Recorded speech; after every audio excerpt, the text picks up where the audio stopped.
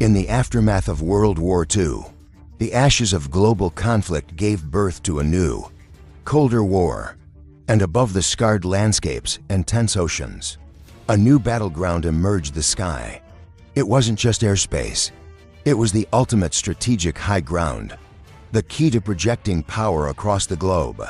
For the two emerging superpowers, the United States and the Soviet Union, dominating this domain became an obsession, sparking a relentless, high-stakes arms race that would define generations.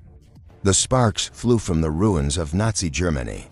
Both Washington and Moscow scrambled, hungry for the spoils of German ingenuity, particularly their groundbreaking jet engine and aerodynamic research, while Britain, thanks to the visionary Frank Whittle, had pioneered jet propulsion in the 1930s.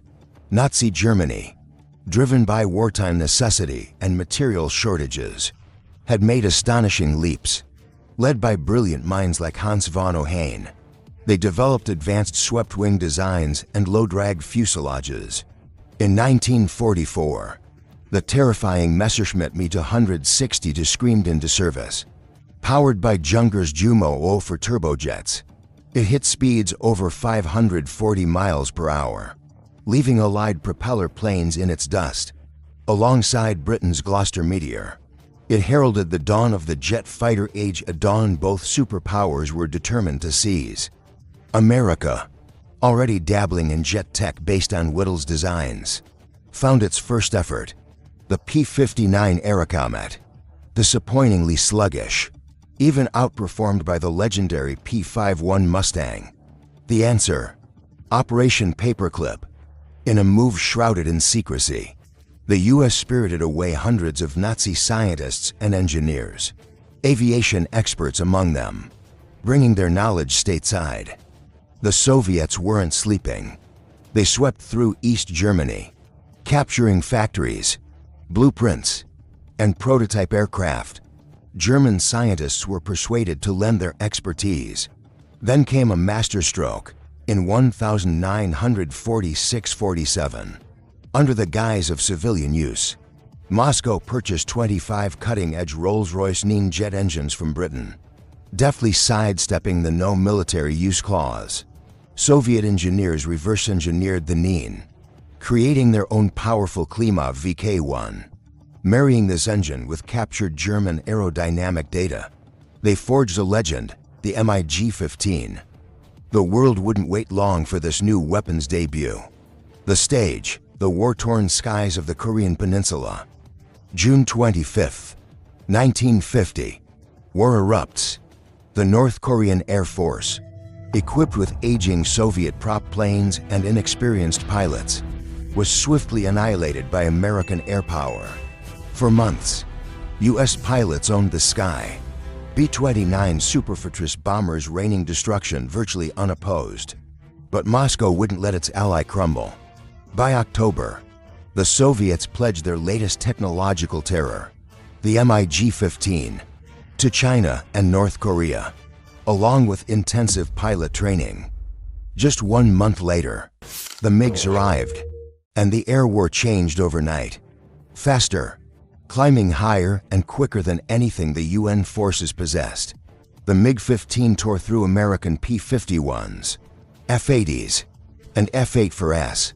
The bloody climax came on April 12, 1951, Black Thursday. 30 MiG-15s ambushed a formation of 36 B-29s escorted by over 100 fighters. The result was carnage. At least 10 B-29s and 10 escort fighters were shot down. Not a single MiG was lost. The U.S. Air Force, reeling, rushed its own swept-wing marvel to Korea by December 1950, the F-86 Sabre. Now, the real duel began. Born from the same wellspring of German aerodynamic knowledge, the F-86 and MiG-15 bore a striking resemblance. Their speeds, powered by the General Electric J-47 engine in the Sabre, were comparable, but the MiG held advantages. It could fly higher by about 5.0 feet and climb faster, giving its pilots the crucial first shot advantage. The Sabre, however, was more agile at medium and low altitudes. A deadly dogfighter in close quarters combat where pilot skill reigned supreme. Their teeth were different. 2. The MiG. Designed as a bomber killer, packed heavy cannons to 23 mm and one massive 37 mm, devastating against large targets like the B-29. Their slow rate of fire and limited ammunition hampered them against nimble fighters. The Sabre countered with 6 .50 caliber M3 Browning machine guns, a high-volume buzzsaw, made even deadlier by an advanced radar gun sight, perfect for shredding agile opponents. On paper, the Sabre seemed to have a slight edge in a turning fight, but American pilots discovered the MiG-15 was tough, absorbing punishment that would cripple other aircraft. It demanded multiple, precise hits to bring down. It was a clash of equals, where the pilot often made the difference. After 3 years of brutal combat over MiG Alley, the kill claims remain disputed. U.S. pilots claimed a staggering 10-to-1 ratio in favor of the Sabre. More recent studies suggest a figure closer to 2-to-1. The difference likely stemmed from the U.S. edge in veteran pilots, many hardened by WWII, compared to less experienced Chinese and North Korean aviators. Furthermore, the MiGs prioritized high-value bombers, often avoiding tangles with the deadly Sabres. This Korean showdown was just the opening salvo. 5 years later, in 1958, the Taiwan Strait crisis saw a rematch. This time, alongside the venerable MiG-15, China fielded the MiG-17, an improved version with better aerodynamics and handling.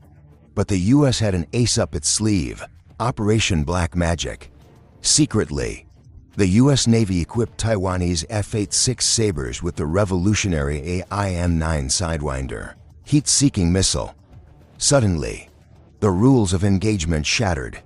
Dogfighting, once a ballet of close-range cannon passes under 600 meters, was transformed.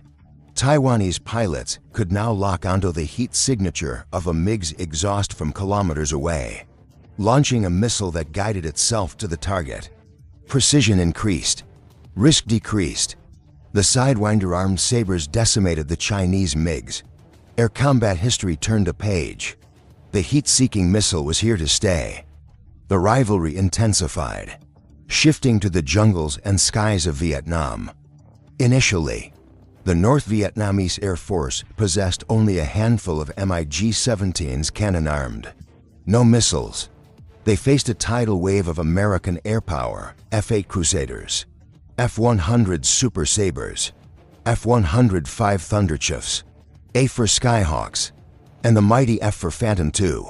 These American jets boasted supersonic speed, advanced radar, and potent missiles like the AIM-7 Sparrow and the proven AIM-9 Sidewinder.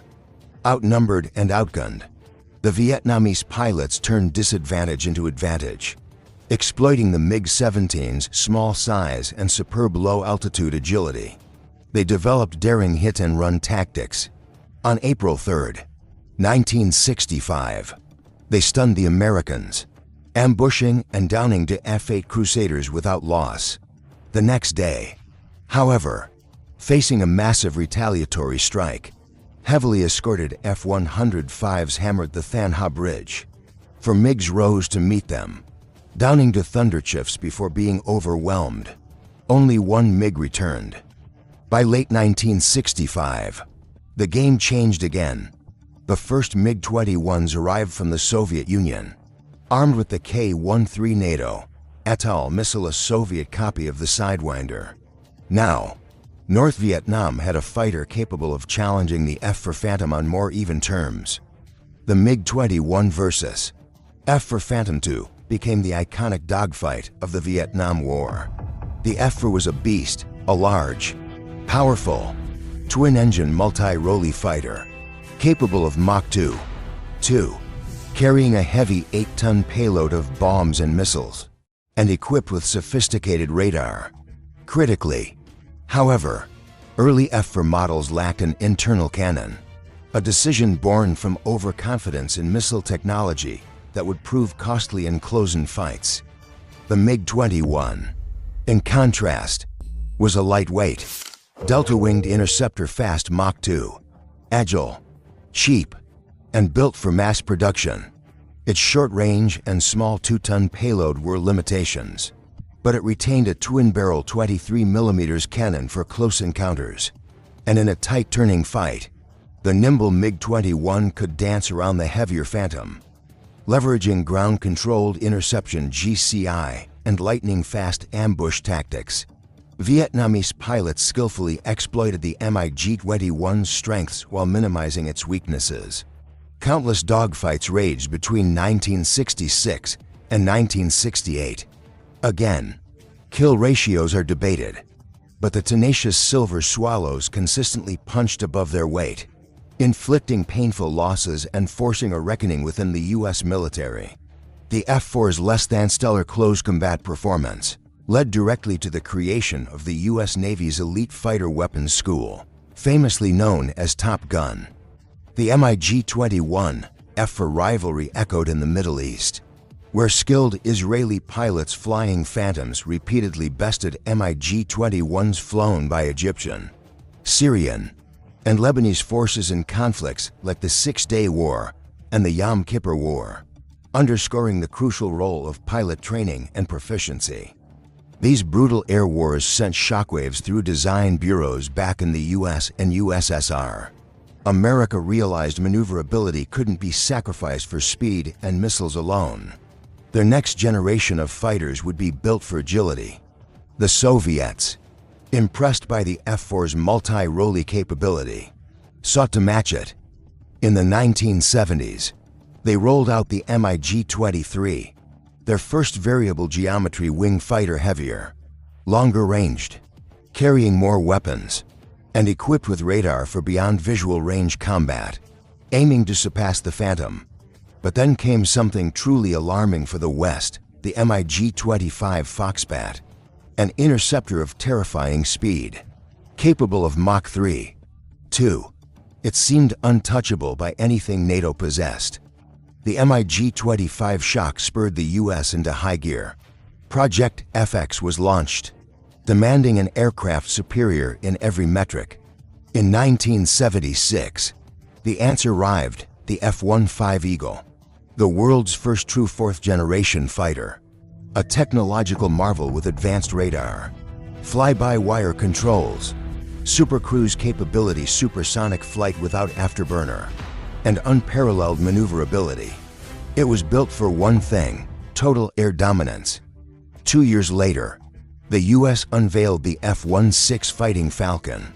Lighter, single-engined, but incredibly potent and cost-effective. The F-16, with its bubble canopy offering superb visibility and agile performance, became the backbone of countless air forces worldwide. These new American Eagles quickly proved their lethality in the Middle East. Flown by Israeli pilots, F-15s and F-16s inflicted devastating losses on Syrian MiG-21s, MiG-23s, and even the feared MiG-25s during the 1980 Lebanon War. The Soviets, aware of the FX program, had already launched their own counter-initiatives. Recognizing the challenge, they split their requirements: a lighter fighter to counter the F-16, resulting in the agile MiG-29 Fulcrum, and a heavy fighter to challenge the F-15, giving birth to the formidable Su-27 Flanker.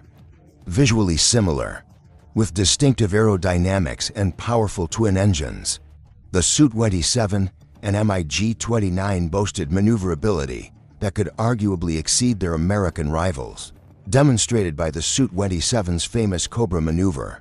The larger Su-27 offered long range and heavy payload capacity, rivaling the F-15's multi-role potential.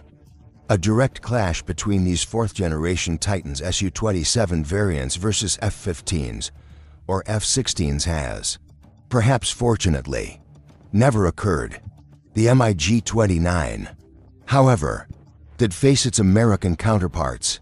During Operation Desert Storm 1991 and the Kosovo War 1999, US F-15s and F-16s claimed multiple MiG-29 kills, using AIM-7 Sparrow and AIM-120M ROM missiles. However, these engagements involved export versions of the MiG-29, often lacking the latest technology, flown by less proficient pilots against continually upgraded American jets, flown by highly trained crews. A true peer-on-peer fight remained untested. The reason for this growing technological gap lay within the Soviet Union itself. Economic stagnation, the draining Cold War competition, and internal strife weakened the superpower throughout the 1980s. Gorbachev's perestroika saw defense budgets slashed. The subsequent collapse of the Soviet Union in 1991 left Russia inheriting the mantle. But facing economic chaos and disrupted supply chains, many defense plants were now in independent nations like Ukraine. To survive, Russia was forced to export its advanced fighters, like the Su-27 and MiG-29, often in downgraded versions, just to keep its defense industry afloat. This period of turmoil allowed the United States to pull decisively ahead. In 2005, the unveiling of the F-22 Raptor, the world's first fifth-generation stealth fighter, cemented American air supremacy. For over a decade, the U.S. enjoyed an uncontested monopoly in operational fifth-gen capability. But the Russian bear wasn't hibernating forever. Bolstered by renewed investment, Russia's defense industry roared back. In 2019, the Su-57 NATO Felon officially entered service. Russia's answer to the F-22, the lighter Su-75 Checkmate, was later revealed as a potential F-35 competitor. Recent news suggests Russia has secured the first export order for the Su-75, signaling renewed ambition on the global stage. The race, however, never truly stops. New players are entering the high-stakes game of advanced fighter development. Whispers of sixth-generation concepts featuring AI, swarming drones, and directed energy weapons hint at the next revolutionary leap. With global tensions simmering, will we witness the ultimate clash between fourth or even fifth-generation fighters? Or will the next game-changing technology emerge before they meet in anger? The duel in the heavens continues, the stakes higher than ever, and the future of air power remains unwritten, waiting just over the horizon.